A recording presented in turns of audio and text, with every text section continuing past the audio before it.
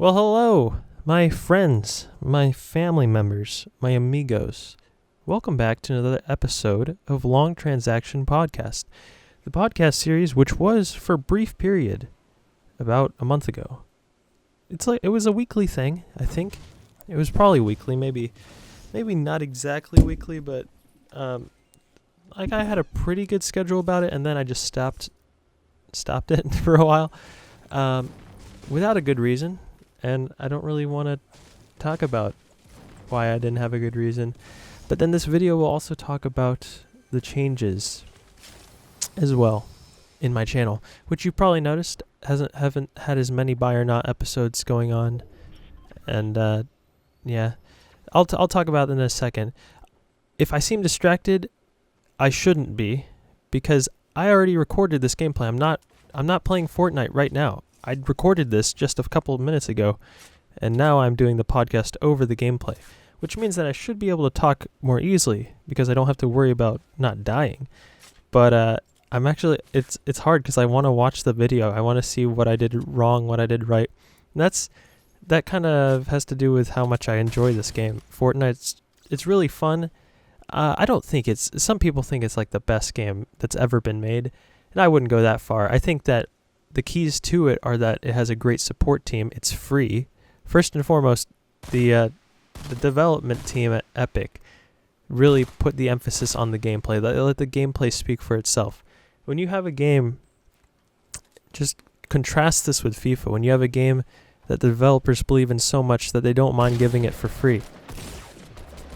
They know that the product will speak for itself and that people will make in-game purchases that are purely cosmetic. That just shows how good their product is and how much belief they have. Whereas with FIFA, I don't think the development team thinks they're putting out something that's terrible, some hot garbage, if you will. But when the main attraction about the game is if you buy a bunch of packs, you might have a chance at getting a good squad, and then you see someone like Castro open $5,000 worth of packs. He did pack Team of the Year Ronaldo eventually, but he spent like $5,000 prior to packing Team of the Year Ronaldo. It's just ridiculous. Anyway, I don't want to really talk about FIFA, but Fortnite is fun.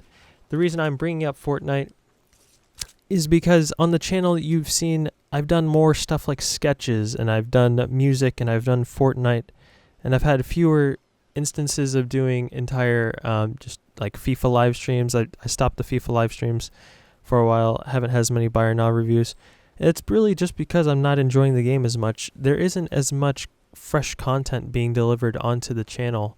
Onto the game, which means there isn't as much fresh FIFA content onto the channel, because I found myself doing player reviews just for the sake of doing a player review, not because I was really interested in how the player would perform.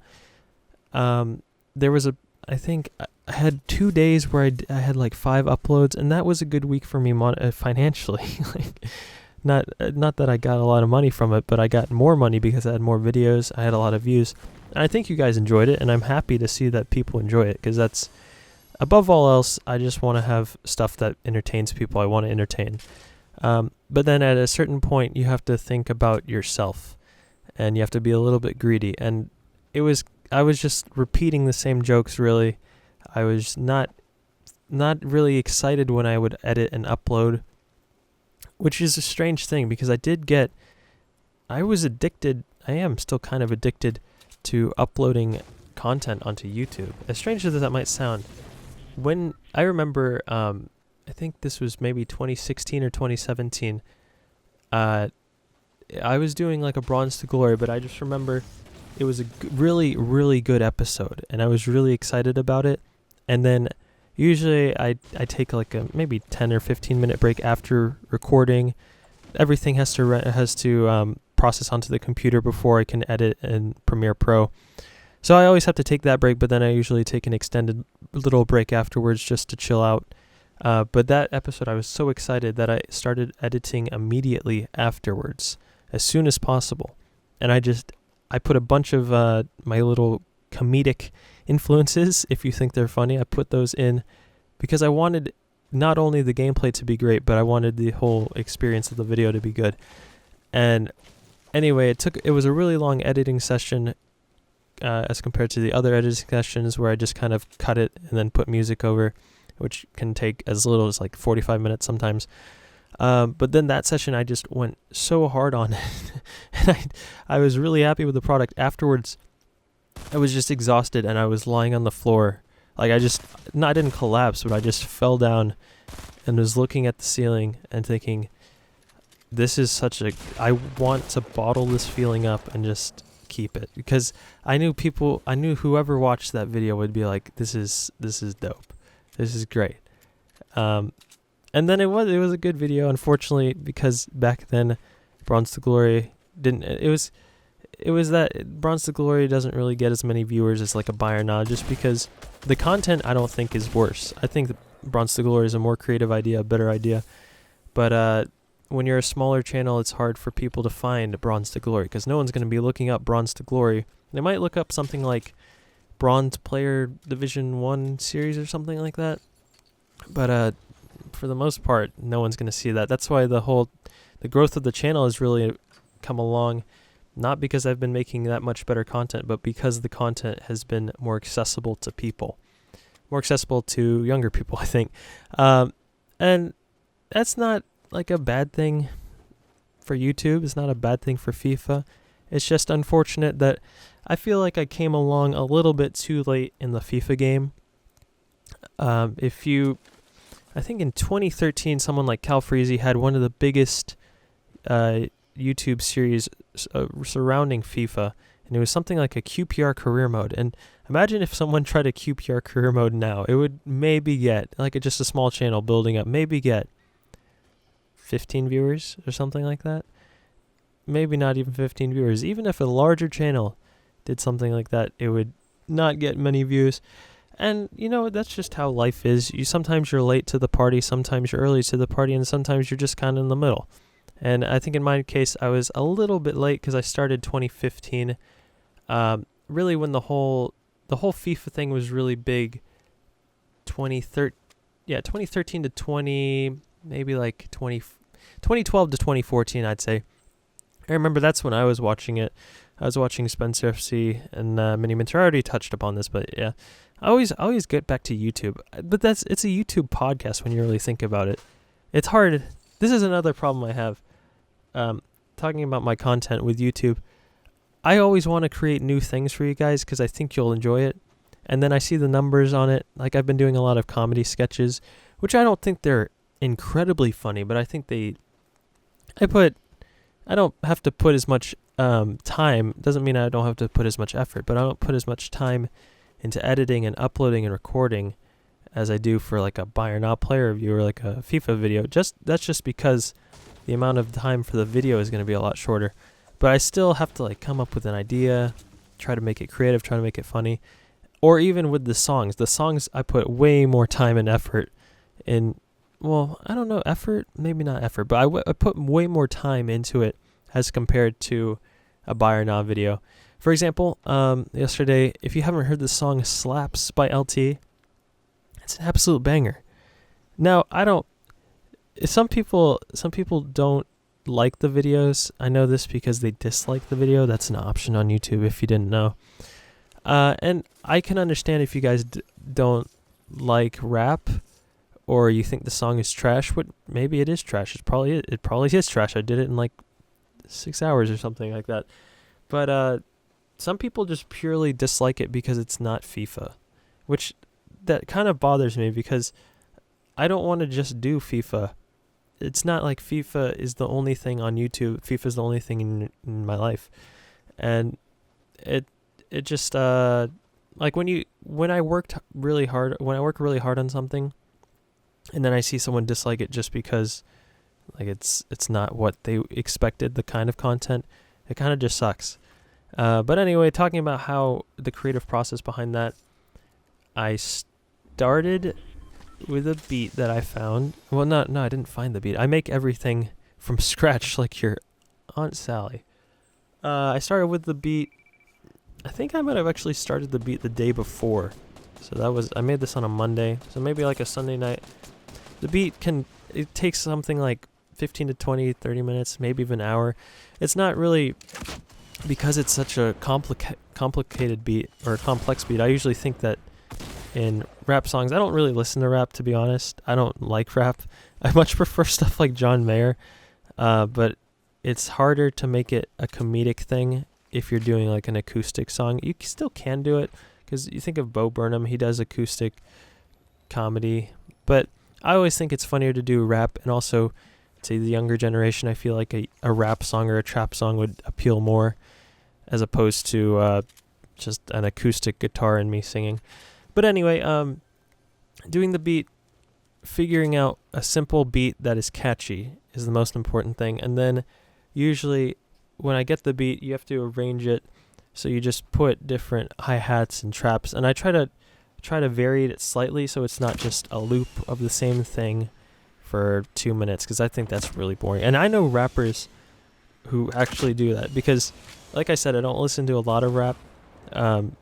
But whenever I do work out or box, if you guys didn't know, I'm becoming a boxer, not because of the whole YouTube boxing thing, but because I hate running and it's really good cardio. So I bought a punching bag and I put it in my backyard and I box and I jump rope and it's really fun. KSI, if you want to fight me, I don't want to fight you. Anyway, why do I go on these stupid tangents? Look at this fight. Look at this fight, boys. I was straight peeing my pants right here. And then I drop down and I miss and then I hit him. And then chug jug time. I was talking about the beat or something like that. Oh yeah. I listen to rap music when I'm working out. And the thing that I noticed is because I put it on I think it's called the Beast playlist. And it just plays rap songs mainly, and then like occasionally Enter Sandman, which I like Enter Sandman. But some of these songs are just so repetitive, and I don't understand how people listen to it. How has it made its way onto the Beast playlist on Spotify, like one of the biggest workout playlists, and it's just the same beat over and over again? So anyway, that's why I try not to do that. I know, like I said, I'm not trying to make something really complicated, trying to reinvent the wheelbarrow, whatever the saying is. I just want to get something catchy that isn't so boring that it makes me sad. And then to write the words, I used to, because I come from a background of writing real songs, writing songs that are actually real to me with real lyrics, because like I mentioned before, I tried to be a musician first on YouTube, and I would write my own songs, which you can still find on my second channel sometimes. And so with that, it would take a really long time, because I would try to think of words that held meaning, and every line would have meaning, and every line would just be deeper than the surface level of what the words are showing. Whereas with these songs, it's more like, I want this to rhyme, and I want it to be really funny and stupid. Usually it's not really funny, but it is really stupid. And that's the thing about like this rap. Not rap in general, but my kind of rap. It's just supposed to be catchy and be dumb. So it's not like I'm putting that much effort into it. I'm just putting time into it. Because it does... What happens is I usually will write... I don't know what you call it. I guess a verse? You can see how much of a rapper I am. I'll write like a verse, and I'll get into a flow, and I'll just make up words. I'll be like, hey, what rhymes with chili? Philly. Ooh, let's talk about Philly and how people always rap Philly rappers. Reppin' Philly. Ooh, what rhymes with Philly Willy? I can make a wiener joke here. That's the thought process behind my rap songs, basically. Whereas with the other stuff, it was usually like, how am I feeling in this moment in time and space? How do I want to convey this to the audience? And then those acoustic songs wouldn't get any views or anything. And then this rap song, which it's only been up a day, but it has like 800 or something views, which I think is pretty good. And some people actually think it's hot fire, which I think is funny. I didn't like the song whatsoever until I put the 808s in, which is kind of like the bass line where it goes dun dun dun. I think, is that how it goes? I don't remember, but it's pretty bouncy and catchy, and it's crazy how drastic of a difference one instrument, one little riff can make. Because prior to that, I was like, this song is so garbage. The words are dumb. It doesn't flow at all. It just sounds like a half white boy trying to be cool. And then I went to my piano and I'm like, let's just make the bass line. Oh my gosh. And then I played it. I was like, this is actually good. I'm going to get picked up by 88 Rising. Is that a thing? And it's funny because someone wrote Rich Transaction, which I think is referring to Rich Brian. And I had never heard of Rich Brian prior to 2 days ago. And then he was on Hot Ones. And I don't really watch Hot Ones. I just, I don't really get the whole appeal to it, to be honest. But I did see he was on it. I'm like, who is Rich Brian? Who is this Asian kid? And why is his name Rich? Like, who has two first names like that? Unless you're Logan Paul. And then I looked it up. I thought I was dead right here. I looked it up and I'm like, okay, I'll listen to some of his music. And then I liked it. Then I thought, okay, I'm going to try to make a song like this. So that's why I think it's funny that someone wrote Rich Transaction, because I did get the inspiration from listening to his songs. I never try to copy someone, but I do like, I try to copy the style. I don't try to copy the notes or the manner in which they conduct themselves. No, that's kind of what style is, actually. I never try to copy them word for word, if you can do that in a song, because that's the thing about, this is going off on a tangent. That's the thing about plagiarism with songs. I remember Ed Sheeran a while ago, he got in trouble because someone said that he just copied his song, and then I played the song, and yeah, the chorus sounded exactly like it. But there are only how many notes on a keyboard? Like, there are 12 notes. I know you can do different patterns, you can do different chords, but you can do different patterns of chords. But when you're talking about pop songs, there are only so many chords you can play. There are only so many keys that most people are really going to want to listen to. No one's going to want to listen to B sharp major. Maybe if you're Frank Ocean, I don't know. If you're Frank Ocean, people will listen to you sing with a plunger. But no one plays those random complex keys. And then it's not like jazz where you can play in different keys and you can switch. Like, if everyone was a jazz artist, then yeah, I'd say and if two jazz artists had the exact same key switches at the exact same time, I would say, yeah, okay, this is pretty blatant plagiarism. But when it's like two acoustic guitarists who are playing the same kind of song, it's like, I love you and you make my heart swoon and I'm sad and I love you. And then it's like, you're playing in G major. Well, of course your notes are going to be... Look at this. Okay, watch this part, boys. I don't know how I didn't kill him. And I'm like, okay, I'm just going to go shot him. It's going to be easy. Oh my gosh. How am I not dead?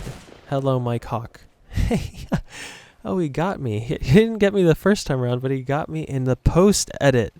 Oh my gosh, boys. Okay, we got 3 minutes. I still got to talk about stuff.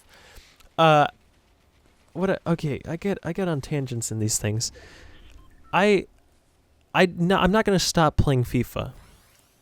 But I want to have a reason when I actually start recording. I want to feel good about it, and because I feel like it started to show in the videos where I was just kind of repeating the same thing, and I didn't feel that great about it. I was like, I feel like you guys can tell as well, and I feel like you guys are mature enough, really. I feel like I have a really mature audience who understands that sometimes it's time to move on. Like I said, I'm not stopping FIFA, but I only want to do a FIFA player review if it's a really cool player. Like that Talisca card, that review got a lot of views, mainly because I was one of the first people to review my thing. Because I saw that card at 7 o'clock, I thought, that is a good card. And then at 7:20, I was recording. And that's what I want to do. Tomorrow is Wednesday. I'm hoping they have a good player in the team of the week. And you guys will comment saying, hey, review this player. But then I look at the stats and it's just kind of like, is it like an 81 rated player? He has pace, but that's pretty much it. And that's not really what I want to do. I feel like even Zwayback is kind of cutting back on the FIFA stuff. He still has Fatal and those kinds of things. But in terms of player reviews, he's cut back, and I feel like FIFA is kind of dying out. Games like Fortnite are coming to the fore, and I kind of want to be at the forefront of the next game movement. This has been your boy LT. Leave your comments down below. Leave your topics as to what I should talk about next. And yeah, boys, I do appreciate you guys listening. As always, don't forget to spare pets.